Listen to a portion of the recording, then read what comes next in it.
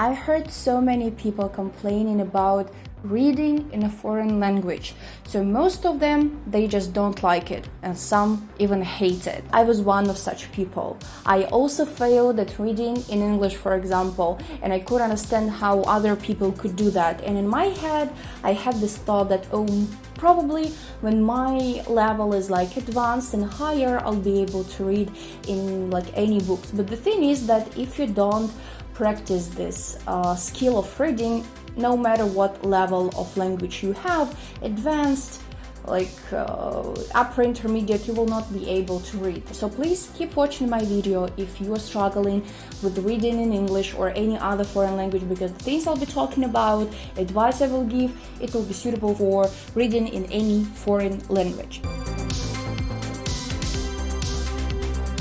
So let's figure out why it is even useful to read in a foreign language. I think it makes sense to watch this video if you like reading in your native language, because if you don't like reading in your native language, then most probably, well, not 100%, but most probably you will not like to read in a foreign language. Well, it depends. But for example, for me, I think I find it even more joyful to read in English. I don't know why, but this is how it works. So the first thing is that if we look at this process as a way to learn something new, it's a great way to enrich your vocabulary. Because for example, if you read a novel, there are several characters, and these characters, they usually use a certain set of phrases which are repeated throughout the book, and this is a great way to learn these phrases. And it will not require you to learn them by heart, but you will just see them so many times that you will remember them in the end, and that's a great thing. I also love reading in foreign languages because it gives you a chance to read in original work. Because for example, most books I read, they are originally written in English, maybe in French. Well, I think I can read in English and French. With other languages, I haven't practiced it that much. So the thing is that, well, I love reading in a foreign language because it gives you an opportunity to read the original work. Why is it important? Because when a person translates a book, well, translator, like professional translator, they translate the book, it goes through them. Well, they can do a very good job and they translate it in a very good way, but anyway, your culture, the language itself and its specialties, all of the things will influence the final result of the translation. And this book will go through your culture because most of the sayings, most of the jokes, they will be adapted to your culture and to your language. And if you don't want to be like, fooled, well, maybe to be fooled, it's like a bad phrase here, but I mean, like, if you want to experience the things which the author wanted you to experience through the original language, for example, it's a great way to read, well, a book in an original version.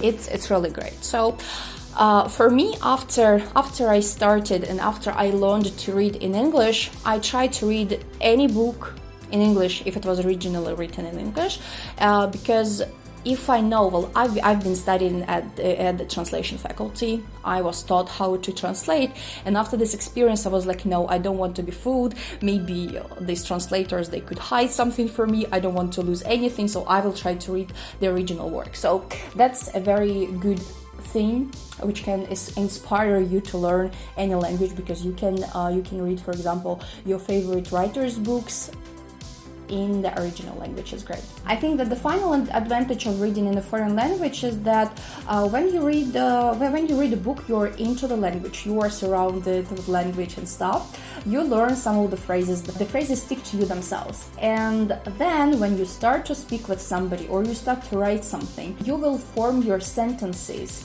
in a closer way to the to how natives would say that, because when you're reading, you're into this environment, and all of the phrases, all of these special things, they stick to you.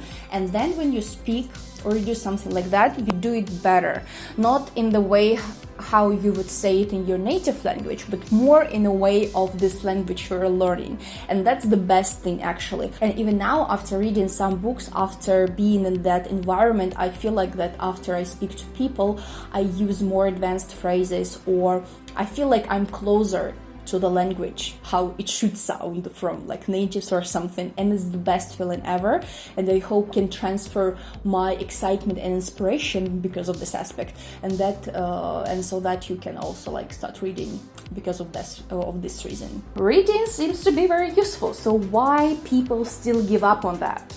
There are several reasons. The first, and I think most frequent reason, is the fact that people choose a book which is either too hard or too easy for them. That's the thing. So the first thing you should do in order to enjoy reading is to find a book at your level. If you don't know the level of your the level of if a language you're learning, you can take several tests on the internet and they will give you like approximate results, and you can use them to find the right book for you. Then another thing which you can use like a rule is that when you open a book, you can read like 2-3 pages, and you need to see how many words you don't know. If there are like, for example, every fifth word which is unknown, but it still lets you get the idea of the paragraph, for example, this is your book. I mean, this book is at your level and you can actually enjoy the reading. If there are more words and you don't get the idea, it will require you to use translator more often, and then it will be super annoying. You will just, oh no, I will go and read something else, maybe in my native language, because it's more convenient. This is how you can understand whether the book is at your level. But you can say like, there are so many books, and if I take every book and read these 2-3 pages to understand whether like this book is at my level or not, then it will take plenty of time.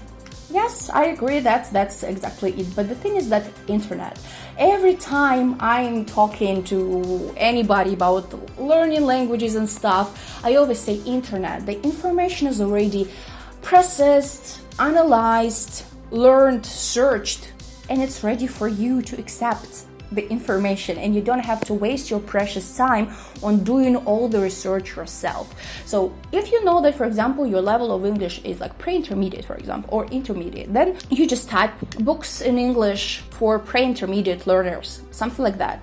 So you just type it and you will see plenty of articles and lists of books, and you can choose from them. That's the easiest way to find a book at your level. Then after that, you can use this rule like to see if you don't understand every fifth word or less or more, and then you can make a conclusion out of that. Rule number 2 is you can take the books you've already read in your native language, and you will not be afraid to miss something very important because you know the content already, but you will enjoy the original jokes, sayings, and stuff like that, and it's really great thing to do because, yeah, again, you can pay more attention to enriching your vocabulary or maybe writing down some new words and phrases because you know the content, and you just do it in order to get in more insights from the original work, for example. Then the third thing, if your favorite books you want to read in English, for example, they are too difficult and they are at higher level that you have at the moment, you can just go to the bookstore and find adapted books. Adapted books are good when you are at elementary pre-intermediate levels, usually contain some exercises, some questions in the end so that you can make sure you understood what you were reading about. Or they even contain glossaries, and it's the best thing ever, and I will talk about it a bit later more, because it's really good because you don't need to go to translator. You just open, I don't know, the last page of your book and you see the phrases which can be unknown for you at this very level. And then continue with this glossary. If you want to read a super famous book, for example, Harry Potter is super famous, and there are so many exercises, questions, glossaries available on the internet. That's very important thing because you don't have to again use translator. Because why is it important? Because, for example, for such specific books like Harry Potter, they have this magic world and they have a very specific glossary there. And if you read or watched movies like books in your original in your native language, then you may know these words, but they would sound differently. And when you see them in English, you may not recognize them. That's the thing. But when you have this glossary, you can do some exercises beforehand, before you start reading the book, and you will know so many words and you don't have to worry about them while reading. That's the thing. And exercises that can be done both before you read your book and after you read your book. So when you do them after, you will just make sure that yeah, I can revise the words, I will learn them, I will remember them. And questions, it's my favorite part, because one thing is to read in a foreign language, but another thing is to understand and to be able to like retell what you just read. That's a very good skill, because at one moment you may think as if like, oh well, I understood it like completely, but then somebody asks you about it and you're like, but it was like about this and that, and you're like, you're not sure. So these questions are really good, really interesting, both for like learning the vocabulary, so it's not learning by heart, like you see it and learn by heart. I hate it. I hate this. So I'm more for this practical approach when you, for example, when you ask questions and you answer them, you use new vocabulary, you use the information you got from the book. It's my favorite part. I do it with my students as well, so it's just brilliant. The next thing, it's the silliest advice ever, I admit it, but the advice is to start. You may laugh at me, you may say like, of course everybody says you should start, but that's actually true. It may seem very easy, but in reality it's very difficult. I was at your place. If you now struggle with reading, I was at your place exactly.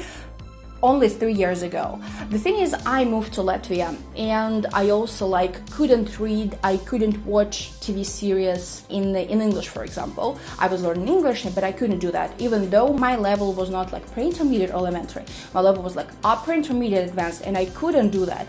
And the thing is that, again, as I said before, it doesn't matter what level you have, it's the skill you learn. How to read, how to watch something, how to listen. I was thinking that, or maybe I will be able to read only when I have this like super advanced level of English, but that's not true.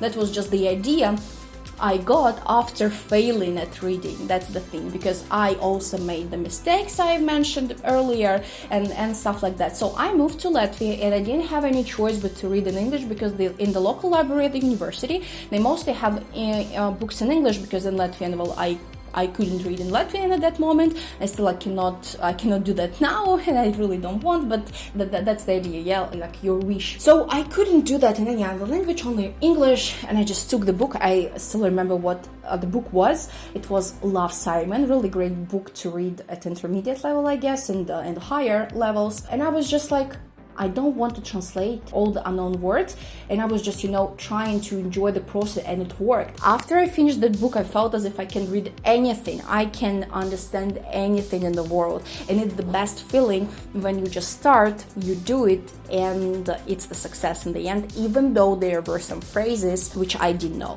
Again, about the unknown words, it's here there is a very useful tip.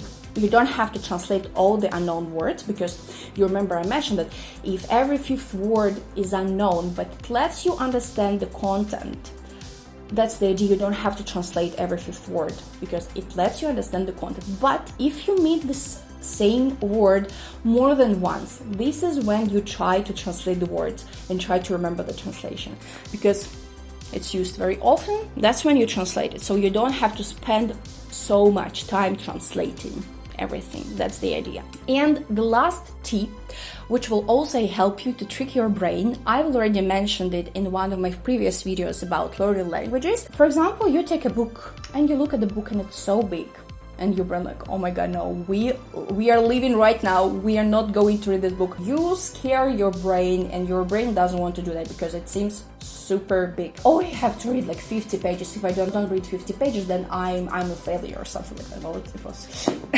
too emotional, but you know what I mean. The thing is that you can just read 5, 10, 15 pages every day, but if you do it regularly, it will give you an incredible result. And in the end, you will thank yourself for doing that. So if you say to your brain that I will only read 5 pages, what is 5 pages? Yeah, it's not that big of a deal. If we will spend just a little time on that, so it will not be like too much, and your brain is like, yeah, okay, we can read 5 pages. What is 5 pages? Yeah, but you do it regularly, and it will give you amazing results. Every day, you will develop your skill, and it's even better than if you read 100 pages on one day and then you just stop reading. We develop our skills with regularity with practice, with constant practice. This is how we learn. You don't have to pressure yourself. You don't have to make yourself learn by heart. Don't do that. I hate this thing. Don't do it. And then it will be a way for you to enjoy, because, well, you don't have to struggle. You don't have to suffer learning a language. You have to enjoy the process. I hope you like this video. If you have more tips about reading in English or any other foreign language, well, it doesn't matter actually what language, because the tips are general. You can share in the comments below, and I will be very happy to read your comments, and I hope that we will help so many people. Reading can change your learning process greatly. Yep, so thank you for watching and have a nice day. Bye bye.